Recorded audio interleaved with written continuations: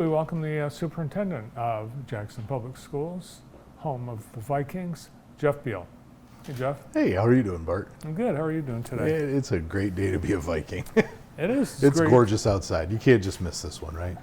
It's a great day to be here. It's Yeah. absolutely beautiful. Everybody's loving the warm-up. So, spring fever infecting the schools? Every inch of days like today, I promise you. So the kids are outside at recess, or teachers, let's go outside, let's get our kids out the doors just to grab some fresh air. It's fabulous. Nice. Well, today we wanted to talk about some of the things going on in the district. Let's start with the music department. And they're everywhere, from our jazz band out touring elementaries, the secondary level up at the high school, Jillian Bowe, and I think we introduced her last fall, brand new band director. They did the first ever Jackson Public Schools student recital. So you had small group and individual musicians playing. That was February 15th.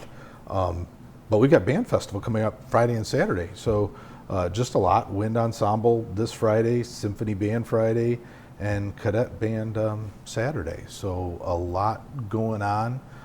Certainly a nice opportunity for our kids to perform and test their skills. But Jillian and really what band does for our kids it's just fabulous. Can people come in and watch? Yeah, please do.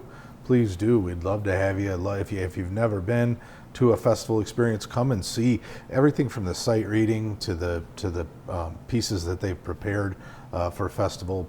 These kids put a lot of time and energy into it. And what folks, we all think about music. It really helps our students in lots of ways, but it really I don't know how I want to say this. It really helps their education beyond the music course. So just that participation in music class, just that practice, just that sight reading the music, the learning, the emotional intelligence it takes to participate in band class translates to math and to history and to English, and it's across the board, which is why our musicians are some of our top performing students every year. And festival, it's competition, right? Absolutely. And there's a number of different districts, a number of different bands that'll be there. And so it should be a really good time. Awesome. Well, I know you like to honor students who have nice accomplishments. And today I think we have a National Merit finalist you want to give a shout out to. Yeah, big time shout out to Akil Kanakan, National Merit finalist. This is a young man on the rise. He's going to do fabulous things. His goal is going to go to U of M, and so go blue. And I think biomedical engineering, which seems like the field to be in today, right? Like, again, if you really want to be cutting edge, if you want to lead the future, biomedical engineering seems right up the right alley. He's going to be fabulous. Yeah, well, congratulations, Akil, and I look forward to meeting you at the Ambassador Auction. Yeah, coming up too. The 8th? So just a couple weeks out now. And I think there are still some tickets available. It's 5 to 7:30 on that Friday the 8th. It's a good opportunity. Again, we've talked about this before. There are lots of businesses in the area that have made some donations. Those donations will be auctioned off. Those auction proceeds will go to scholarships, and they give scholarships not just for kids going to college, but really for program specific things, from skilled trades to if you want to go into architecture, or if you want to go into something specific, the medical field or whatnot, finance. So if you're a company out there and you're trying to figure out what to do, vendors can help to support our scholarships, or they can sponsor a scholarship specific to their field. It's a great opportunity, and our kids are the workforce of tomorrow. So anything we can do to really help get them, out into that or give them a leg up, every little bit helps. Some of them are the workforce of today. Yeah, some of them are. Yeah. And I think that's fabulous too. The more we can get our kids working in our community, the better I think our community is going to be. I think it's better for our kids. They learn time management. Obviously, they put a couple bucks away if they're saving it, and at the same time, it gives them those interpersonal skills, those soft skills that we need so much for our youth. So nice. All right, so With this warm weather, it means that spring really isn't that far away, and that's the season for? Kindergarten Roundup's coming, and it's all over the place. You got a flyer on it, yeah. Here we are. There you go. April 15th and is Cascades. 16th is Dibble.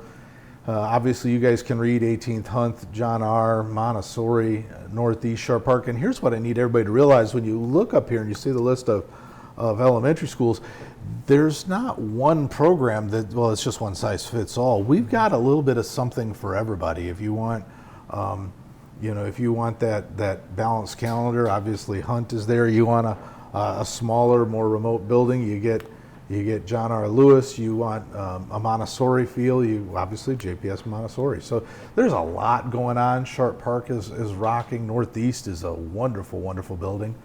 So I'd encourage folks to visit. And then of course Cascades is the newest elementary in our group. So we certainly hope that parents will come.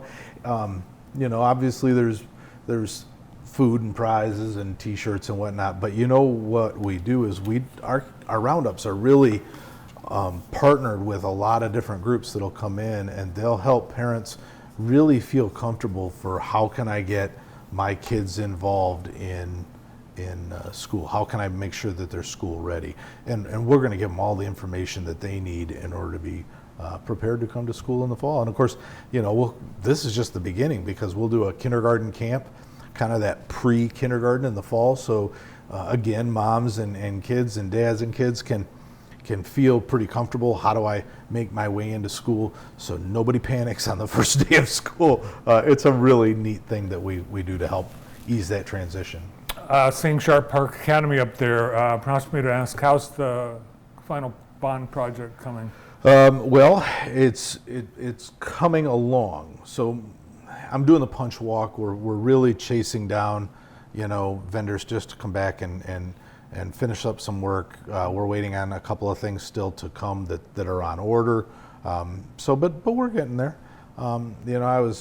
I'd love to say it's done today, but I think we're set to do our final punch walk the middle of March, and then we should really be pretty close to set. So wow, so that pretty much wraps up everything up, right? It does. We've got, remember, we're going to be expanding, so there's still a little bit of work to do. We're going to be expanding SCMV into the old Sears building there. We've got a slot that we rented I wondered down what there. they were doing there. Yep. So we're waiting to get kind of into that space because the owner of that space is still providing some of the refurbished. They need to do some things in there as well, just to make it ready for us to go in, and then we'll go in and that'll be really the final project for the current bond. So it's coming around, but we're down to, and we're still, by the way, under budget. So all of this, if you kind of track your way and wind your way through all the construction projects, we've been able to stretch those dollars. We've been able to come in under budget throughout, and by doing that, we're able to expand we're able to do more. And so that's where the South Central Michigan Virtual money is going to come from, is the kind of the savings from all those other projects along the way. Yeah, cool. All right, you brought some pictures. You had the jazz band visit the elementary schools and get kids jazzed up for music. These kids come in before school starts. This is a 0-hour program. We've got so many bands and so many kids in band out at Parkside, and these kids, the jazz band kids, come in 6:30 in the morning and get their band in and for jazz, and obviously it translates all the way up through high school. But what a fun experience! And then we take them out on the road, and again, some of this is helping to show elementary students, 5th grade students specifically, what that transition can look like, what you can do when you come up to Parkside. And it gives our kids some audience, gets them some performance time, it gets them some opportunity to get out and feel pretty special. All right, now on to sports. We have some congratulations in order. Yeah, a couple things. Wrestlers, obviously, you see you got Caden, Xander, and Curtis. They all qualified for regionals. Caden took 3rd, Xander took 4th, and Curtis took 3rd. Did I say that right? Yeah. And at regionals, and they They are coached, obviously, by Chris Hoover. Chris Hoover is the get this right, there you go, Michigan Wrestling Association Regional Coach of the Year for our girls wrestling. Way to go, Chris. And a big shout out to state qualifiers, Sienna Tovar and Kaylee Bonner. Again, I love Chris. He and I have known each other for a long time, and really excited about the work he's done with our kids this year. Yeah, great coach, great guy. Also, we've got some opportunities for people to go watch some games this week. Tonight, Tecumseh playing the Vikings, the girls, at home.